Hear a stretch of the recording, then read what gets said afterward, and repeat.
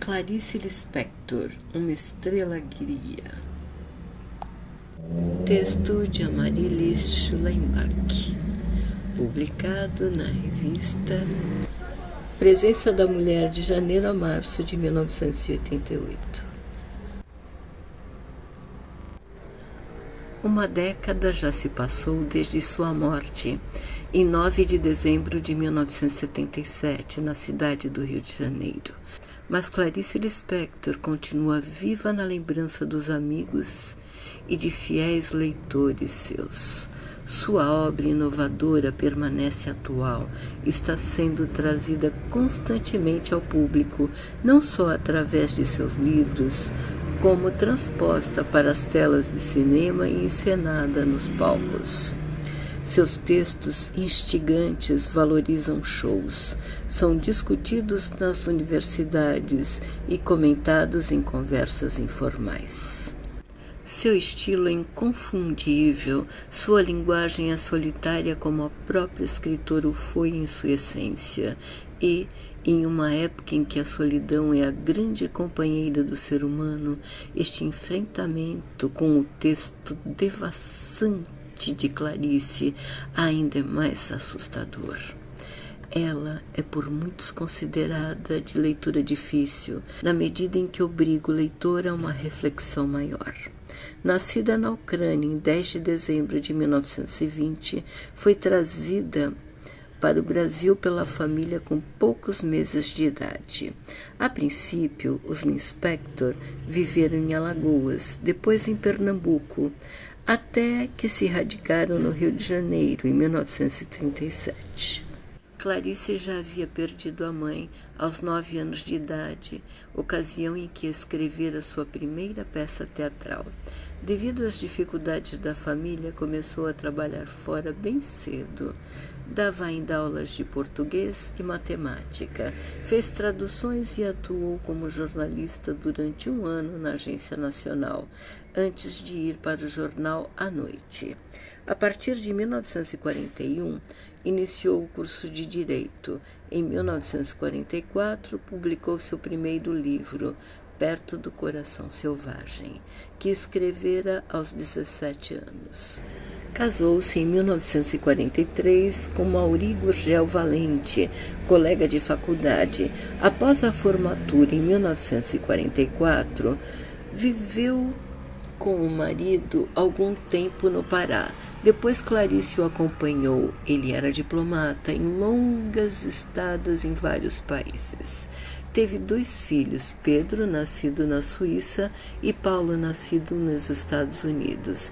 Mais tarde, em 1959, seu casamento se desfez.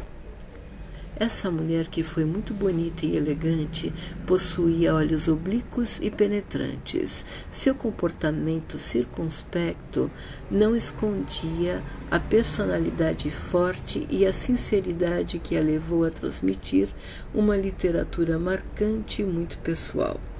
Era dotada do carisma de vir a ser uma escritora revolucionária, no sentido da inovação que trouxe às letras do Brasil. Foi também atuante na política ao lutar pelos direitos humanos.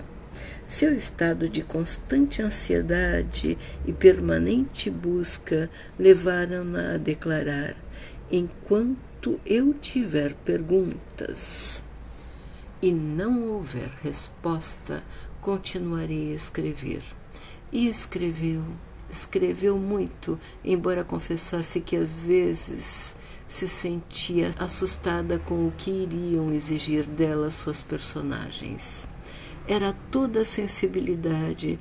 Quando não escrevia, pintava, até que sofreu graves queimaduras em uma das mãos, na ocasião em que seu apartamento se incendiou, pelo fato dela se haver descuidado e adormecido com um cigarro aceso entre os dedos. Não pôde mais datilografar seus manuscritos, mas não se deixou abater, continuou a produzir.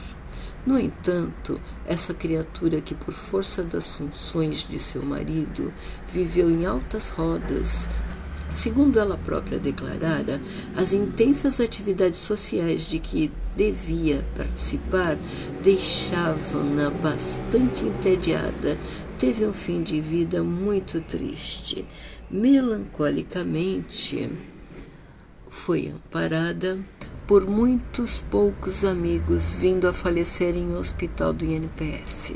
Como é de praxe, no que se refere aos que militam nas artes em nosso país, apesar de suas obras publicadas em vários idiomas, só depois de morta é que Clarice Lispector está tendo seu valor realmente reconhecido. Apesar da indiferença de alguns, ela é uma estrela guia que brilha intensamente em nosso panorama literário, o qual ajudou a enriquecer. Obras de Clarice Lispector. Perto do coração selvagem, O Lustre, A cidade sitiada, Laços de família, A maçã no escuro, A paixão segundo G.H., A mulher que matou os peixes, Uma aprendizagem, ou O livro dos prazeres, Água viva, Onde estiveste de noite, A Via Crucis do corpo, alguns contos, Felicidade clandestina, De corpo inteiro, Seleta, Um sopro de vida, A Bela e a Fera, A hora da estrela, A descoberta do mundo, A legião estrangeira, para não esquecer, na linha infantil, Como nasceram as estrelas, A vida íntima de Laura, O mistério do coelho pensante, Quase de verdade.